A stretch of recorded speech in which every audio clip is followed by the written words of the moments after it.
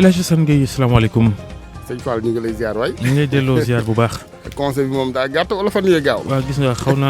naa cëkk tuuti. mais namoon nañu la. ñoo la raw El Hadj bisimilah ci xabaar yi ci wolof ci gàttal. jaajëf Babacar ñu ngi leen di nuyu mbokk yi di rafetlooti seen ànd saa su ne ak RFM rajo Futur Média xibaar yeeg wàllu yoon ak président Lamine Diack atteem ubbi gi tey la ca Paris ca France moom mi jiite woon I2AF dinañu ko dal di atte ci lu nu ko topp ci mbiram corruption di guerre atte bi nag mu seqandoor ko ak juróom yeneen bokk na ca doomam Papa Massata Diack li ñu leen toppee mooy dañ doon làqi athlètes yi doomu Russie yu def dopage ñuy xaarit ci wàllu yoon tey jile dogalub àtte ñeel woykat bi di Thione Seck ci tribunal ab Ndakaaru ñu fàttali ni ci sumb gu njëkk ga di première instance dañu ko bawoon ci topp gi jëm ci mbiri faux billets meruk Ousmane Sonko ca Ndar ginnaaw bi nga xamante ni moom njiital Pastef ak i àndandoom dañ fa namoon ak ndaje ñu tere leen bërëb ba ginnaaw suñu dem ca waax ak tefe si dex ga ñu tereeti leen ko wax mu gis ne loolee ak singili la jëmee ci ñoom gu tegwul fenn Bignona inspecteur bu éducation ba fa ak wàllu formation muy yëglu dafa gis ne l'école yi daanaka yàqute yaxeeta ngi ci ak yenn ci jàngalekat ak élèves yuy trafiqué yamba ak yeneen ak ñenn ci élèves yooyu dal ci kaw personnel ab jàngalekat ya sport gi dinañ ci ànd ak Malal Junior Diagne wàllu caada ñu ànd ak Hadj Ndaté Diop yéene kaay yi ak Mamadou Mouhamed Ndiaye ci technique bi Abdoulaye Diop. baar ak RFM jëm ci teg doj bu njëkk bu stade olympique Diamniadio ñaar fukki fan ci weer wi di janvier lay doon loole ne bërëb bu tàggatu yaram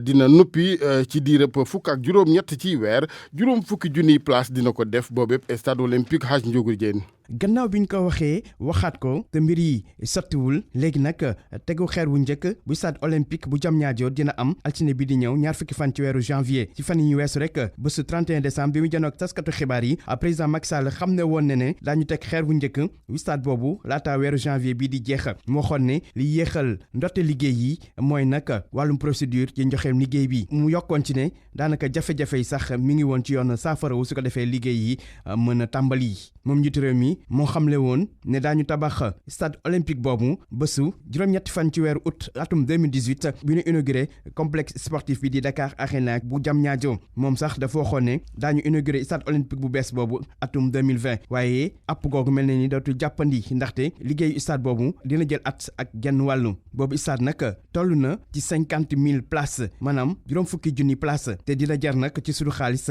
ñeent fukki milliards ay doomu Turki nag la ñu dénk liggéey yi stade olympique bu Diamniadio nara doon stade bu méngoog jamono di ñëw nag ci jamono joo xamante ne Sénégal mi ngi jooy bu baax a baax ñàkkum jumtuwaay ci wàllu tàggat yaram rawatina nag ay stade football. jërëjëf El Hadj Ndiogou Diène RFM juróom-ñetti waxtu tegal ñetti minutes. ak RFM kumpa jeex na. wàllu yoon président Lamine Diack ci kanamu tribunal ba ci Paris tey jii ci altine ji lay doon moom njiit la woon bu I2AF di mbootaay gi yittewal athlétisme ci àddina ñu ngi ko toppee mbiri ger ak it lu jëm ci wàllug abi confiance daganal koppar yu lewul moom ak juróom yeneen nag la atte bi ñeel juróom yooyee bokk na ci doomam Papa Massata Diack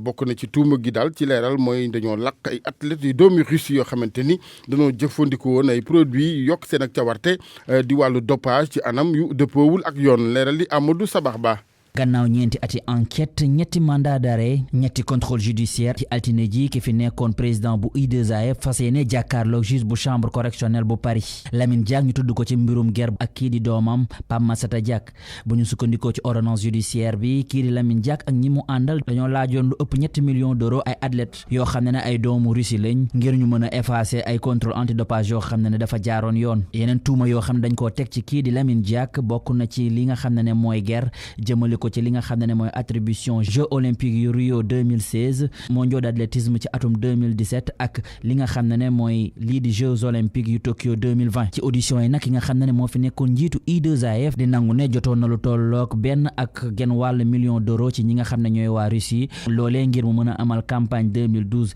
ci présidentielle yi fii ci Sénégal fas yéene woon a jàkkaarloog kii di Abdoulaye Wade keneen ku ñu tudd ci mbir mi te justice France mënu koo teg loxo ba tey ki nga xam ne moo fi nekkoon conseiller marketing bu fédération international bu athlétisme nekk tamit doomu Lamine Diack moom Pape Massata Diack ñu koy tuumaal ne dafa ger ay athlètes russes ci li nga xam ne mooy ay cas de dopage ñu déglu ko fii ci Sénégal ci août 2017 patron bu Pamodzi di xam ne moom noppi na jàkkaarloog magistrat yu France yi fii ci Sénégal ngir setal deram ndax dina teew wala déet ca procès ba ca France kii di avocat wa maître Moussa Sarr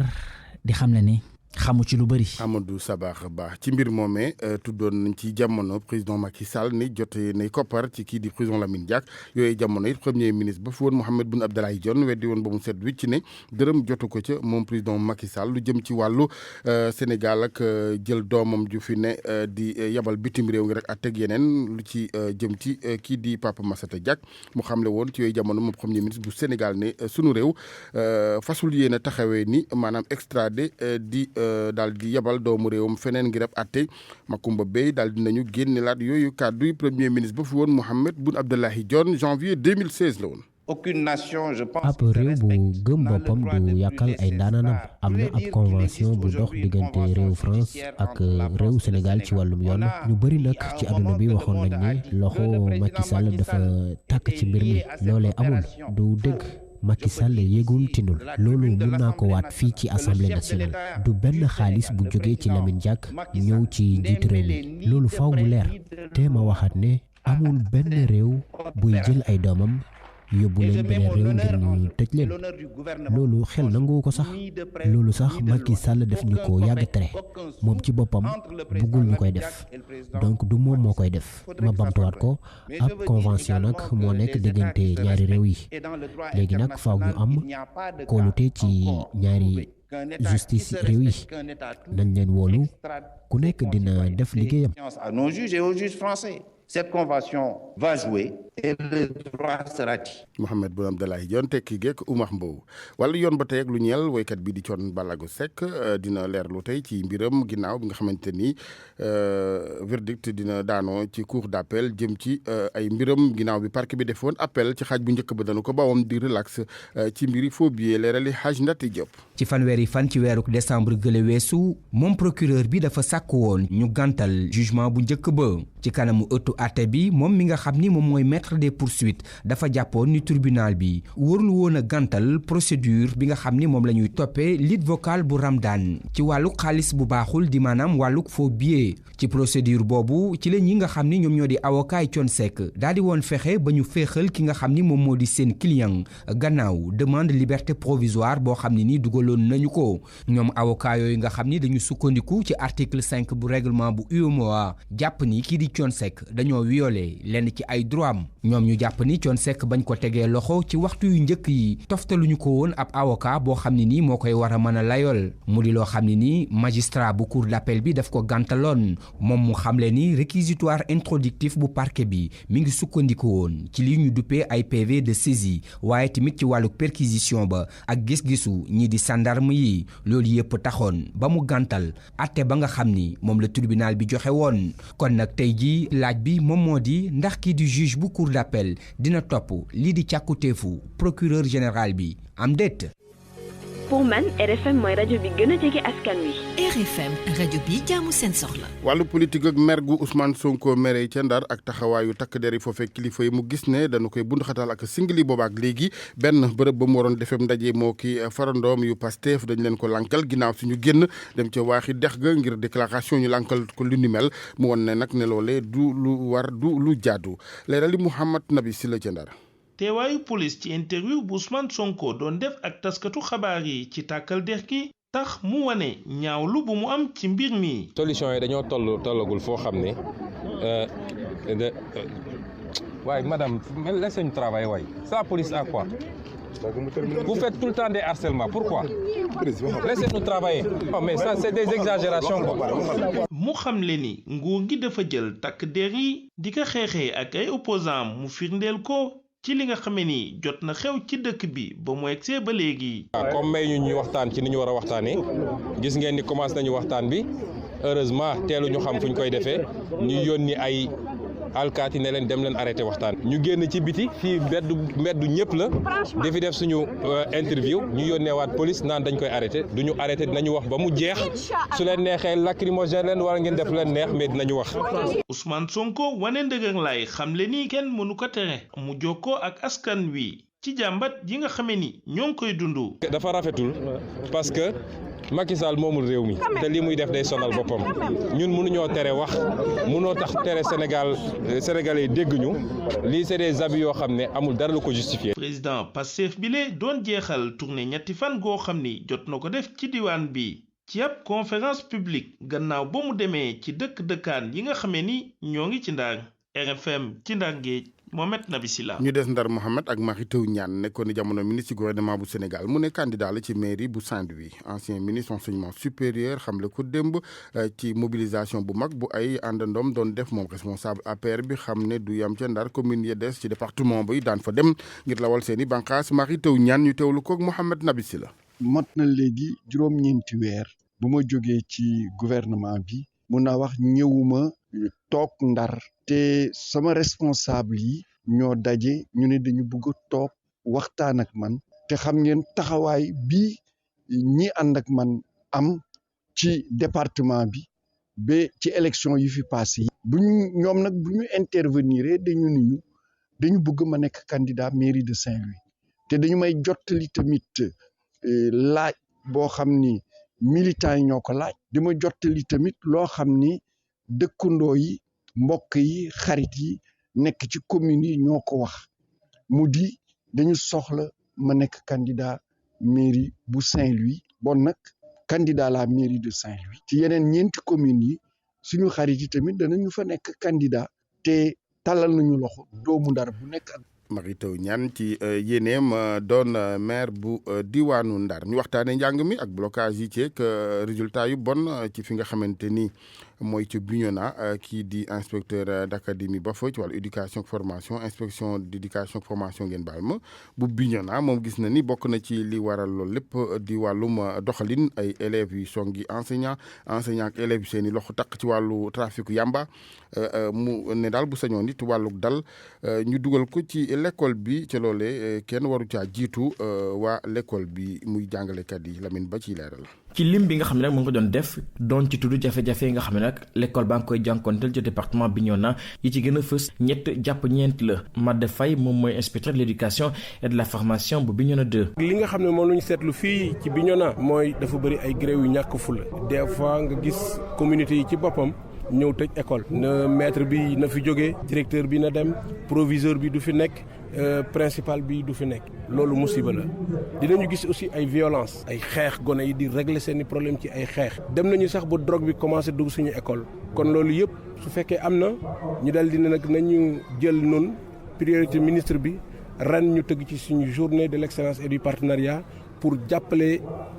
nit ñi pour que système éducatif bi fii école bi jàmm am fi école bëggul lu dul jàmm. journée d'excellence bi nga xam ne foofu la yëkkatee yooyee kaddu ñu doon fa lim jafe-jafe yi nga xam ne ñoo ngi koy jànkonteel ci lu jëm ci wàllu njàng mi ci département Bignona inspecteur bi ñaax na ñi nga xam ne ñoom ñoo sekk wàllu njàng mi ak njàngale mi ñu fexe ba daal gi gën a dellu si ci biir l'école bi lee ci beneen wàll rafetlu na yokk bi nga xam ne nemmeeku nañ ko ci lim élèves yi nga xam ne ren ji am nañu ay prix. bii nii ñi nga xam ne moom la ñuy primé dañu yokku élèves yi dañu yokku partenaires yi dañu yokku directeurs yi ak enseignants yi ñoom ñëpp ñi ñuy primé dañoo yokku kon li ñu mën a wax mooy delluwuñu gannaaw ci par rapport ak édition bi nga xam ne moom moo passé. mu jàpp ne loolu nag liggéey la bi nga xam ne mu ngi tukki ci jàngalekat yi ñetti téeméeri élèves nag primé nañ leen ren ji ci inspection de l'éducation et de la formation bu Bignona 2 waaye ay ndongo daara ak ay élus yi nga xam ne nag ñu ngay am liggéey bu am solo jëm ci wàllu jàppale njàng mi Lamine Ba Ziguinchor rajo Futurs Médias. tàggat yaram ñu dalal Malal Junior Diagne maa ngi lay nuyu Malal. maa ngi la fay la Jassane. bisimilah. ñu dooree ko ak wàllu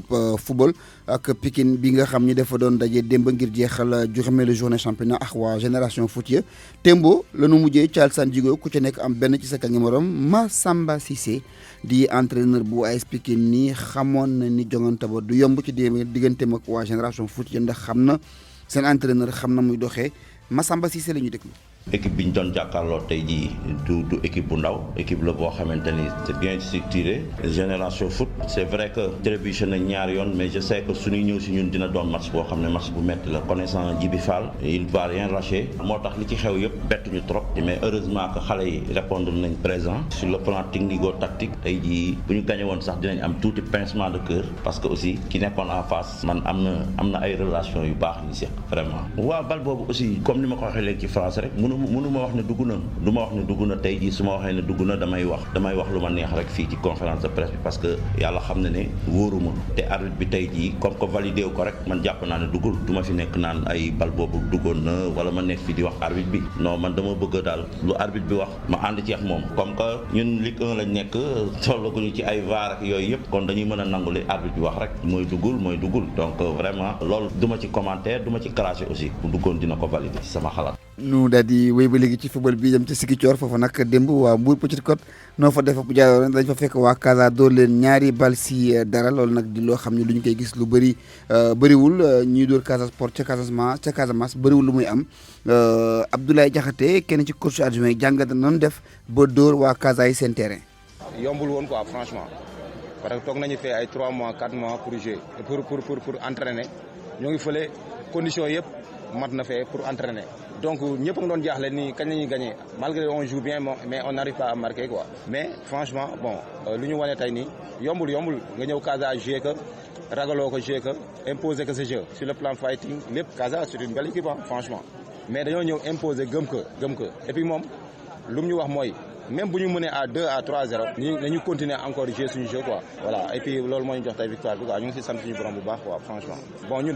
dañuy football ñu élaborer fatuñu jeu parce que loolu piège la quoi léegi une fois encore ñoom dañ leen di bàyyi ñuy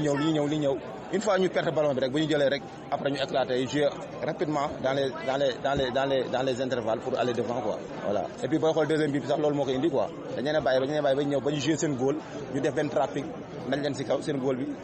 faussé bal bi après faussé suñu jël loolu moo indi kii quoi. kon léegi championnat bi gën a jeexal nañu juróomeel bi journée nu wax ni Tëngéej Dakar Sacré-Cœur Douane ñoo ne ca kaw Tëngéej a jiitu ñëpp fukk ak ñetti poñ la am. topp ca moom Dakar Sacré-Cœur ak Douane Mbaba Daaraga Gorée ak SNEPS ñoom ñoo nekk ca suuf Gorée nag warut a nekk ca suuf ndax Gorée mooy équipe bu président Augustin Senghor. waaw Gorée bi ñuy nekk tout tànk ñoom lañ doon supporté. ñoom US Gorée jamono yu Manu Korea. waaw voilà moom noonu jamono yooyu Gorée Sandark ak Jaraaf moo fi nekkoon. boobu yaa ngi fi. boobu maa nga dëkk ba boobu maa ngi napp waa Saka Saatal Kotik yooyu te ñu daal di wéy ci wàllub tournoi bi ñu jagleeloon coupe bu Ousmane Tanor Dieng démb jeex na équipe bu HLM Grand Yoff bu Pro Kébé moo ko daal di rek jël moo ca daan équipe bu Sali bi ñeenti bal ci benn gannaaw ba ñu defee série de penalty ba yëf yi jeex kenn dugalul dara ñu jeexal ak wàllu rugby ak les Dragons bu nekk Denis Biram Ndaw ñoo jël championnat du Sénégal dañoo daal di rek daan maison du rugby fukk ak ñeent lañu am ñee am juróom-ñett ci poñ ba mu jeexee Chérif Ba tàggat na waa Dragon ba noppi jàngat la ñu def seen digganteeg ñu doon finaalul ci micro Youssouf Bodian. voilà mooy li may wax rek ñun dañu yor ay xale yi nga xam ne dañu bëggoon wane seen bopp wane ne nekk ñu ay xale jógee ci mbedd mi kese. am nañ pas-pas am nañ jom am nañ fulla am nañ xam-xam bi nga xam ne war nañ mën a wane seen bopp ci rugby bi te depuis bi ñu nekkee xale ñoom ñoo koy defandoo parce que village pilote xale bu fa ñëw di nga def rugby te di nga ko bëgg sport boobu moo leen passionné donc wane nañ seen jom encore une fois de plus ak seen pas-pas pour wax ne ñoom mën nañ leneen lu dul loolu te bëgg nañ jëm sa kanam donc il est temps que nit ñi reconnaître leen xam ne xale yi duñu ay xale ordinaire li ñëpp am la ñu am li ñëpp mérité la ñu mérité donc na ñëpp ñëw jàpp si xale yi ñu jëm leen jàppale ñu jëm sa kaw sa kanam. waaw kay mu ngi noonu Alaaji Dragon nag équipe boo xam ne ñoo ca ne dañ leen di jëlee ci mbedd mi di ay xale jàngal leen métier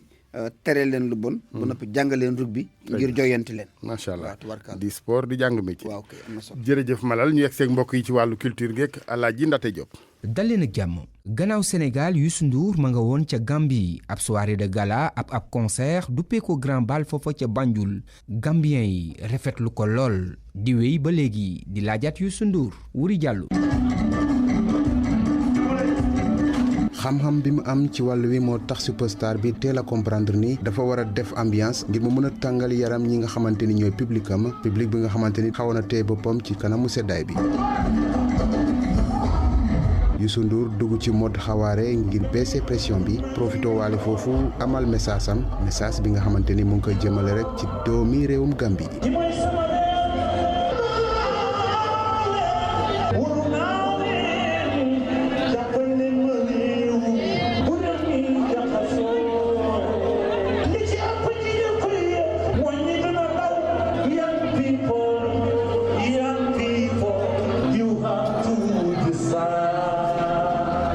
Du matin passé Youssou Ndour daal di retiré wu fansam yi ñoom daal dinañ rek kontaan. concert waaw dund nañ ko bu baax a baax. kontaan ci Youssou paa bi woy na lépp tey moom bégal nañu enjoy na ko trop nag. ay kenn du Youssou. RFM fii ci Banjul la. Youssou du seen morom. Wuri Diop.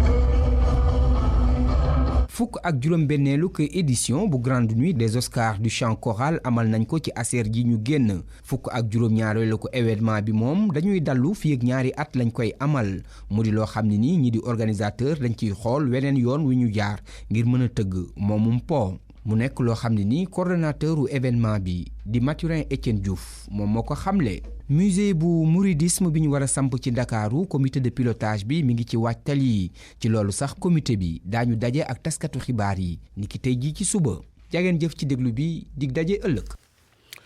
jërëjëf Hadj Ndate Diop ci kanam tuuti yéen kaay yeeg Mamadou Mohamed Ndiaye. fii léegi muy teew mbokk yi jàppaleen ni xibaar yi bokkoon na ci lu ñeel ubbite àtte bu président Lamine Diack altine tey jii ca Paris moom président ba woon bu U2AF ñu toppee ko mbiram guerre ak abus de confiance juróom yeneen na moom daañu leen àtte ndoor bokk na ca doom ja Papa Massata Diack ñuy xaar tey jii it tribunal ab Ndakaaru jibal verdict lu ñeel mbiri Thione Ballago Seck